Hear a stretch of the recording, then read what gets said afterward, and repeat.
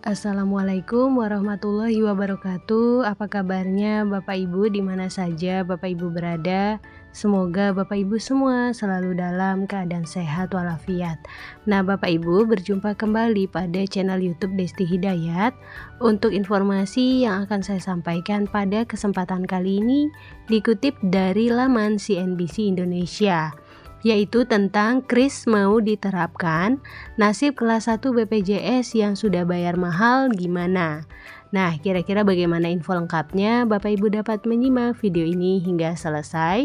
Namun seperti biasa, sebelum kita ke info lengkapnya, ada baiknya Bapak Ibu terlebih dahulu klik tombol subscribe dan juga nyalakan tombol loncengnya agar Bapak Ibu tidak ketinggalan info-info berikutnya.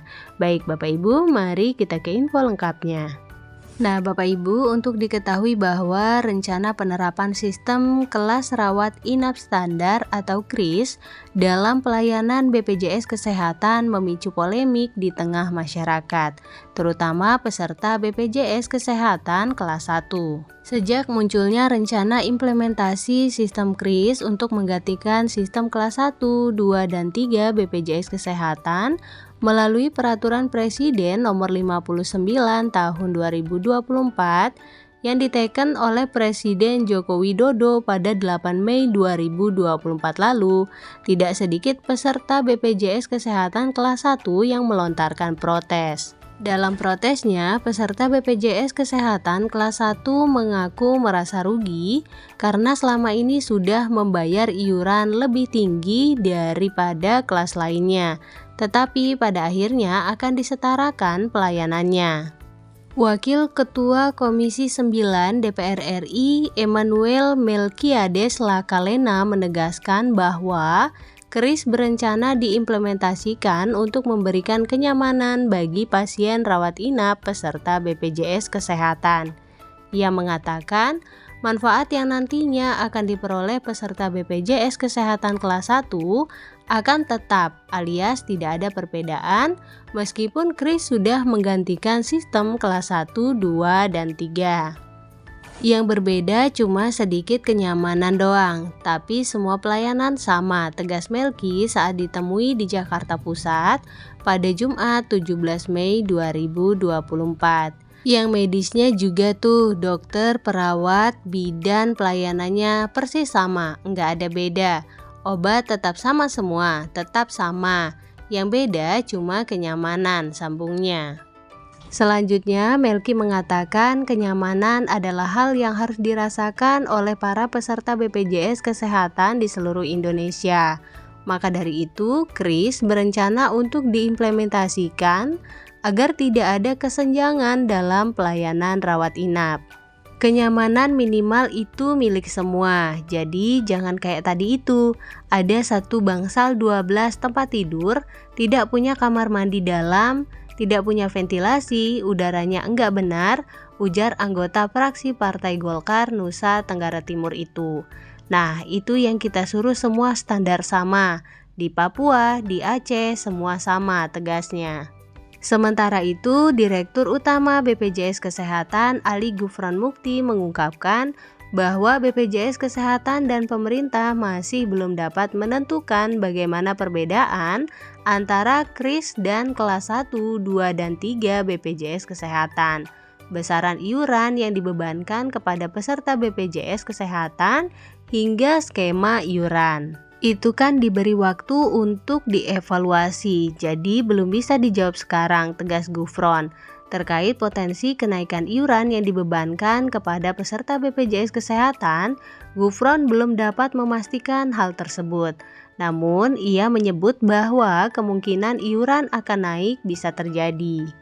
Ada kenaikan boleh, ada kenaikan lebih bagus ya, tidak juga boleh dengan strategi yang lain. Tetapi yang jelas ini menunggu semuanya evaluasi, itu kan kata Gufron.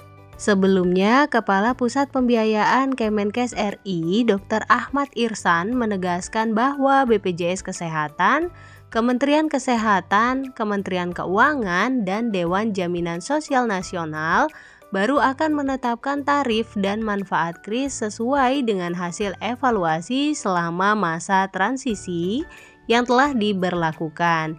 Ia mengungkapkan penetapan dilakukan paling lambat 1 Juli 2025.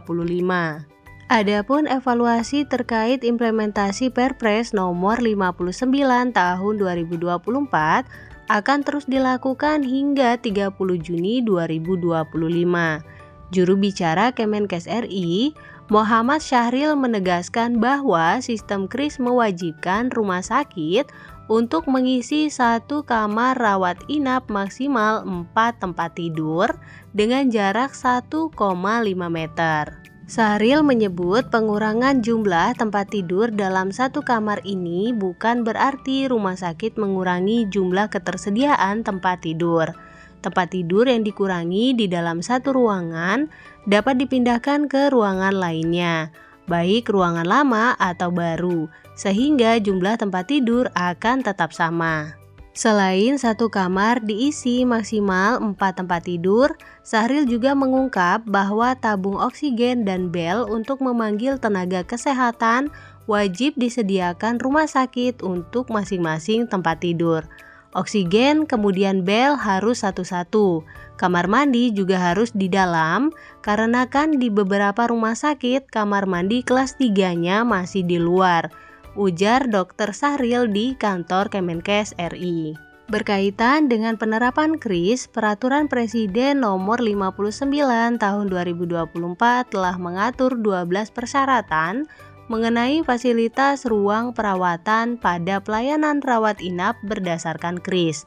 Hal ini tertuang dalam pasal 46A ayat 1. Nah, yang pertama yaitu komponen bangunan yang digunakan tidak memiliki tingkat porositas yang tinggi.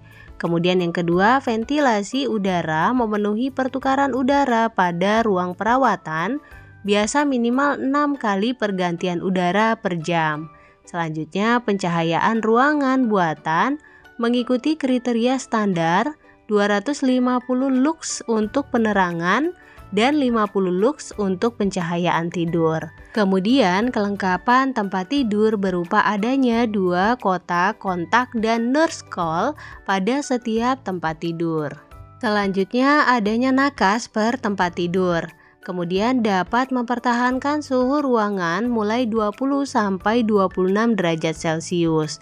Yang ketujuh, ruangan telah terbagi atas jenis kelamin, usia, dan jenis penyakit, infeksi dan non-infeksi. Kemudian kepadatan ruang rawat inap maksimal 4 tempat tidur dengan jarak antar tepi tempat tidur minimal 1,5 meter. Selanjutnya, tirai atau partisi dengan rel dibenamkan menempel di plafon atau menggantung. Kemudian kamar mandi dalam ruang rawat inap. Selanjutnya, kamar mandi sesuai dengan standar aksesibilitas. Kemudian outlet oksigen.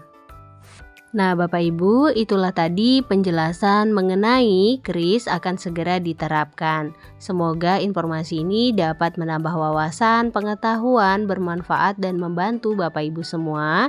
Jangan lupa Bapak Ibu untuk share video ini, berikan like pada video ini, klik tombol subscribe dan juga nyalakan tombol loncengnya agar Bapak Ibu tidak ketinggalan info-info berikutnya. Baik Bapak Ibu, terima kasih. Assalamualaikum warahmatullahi wabarakatuh.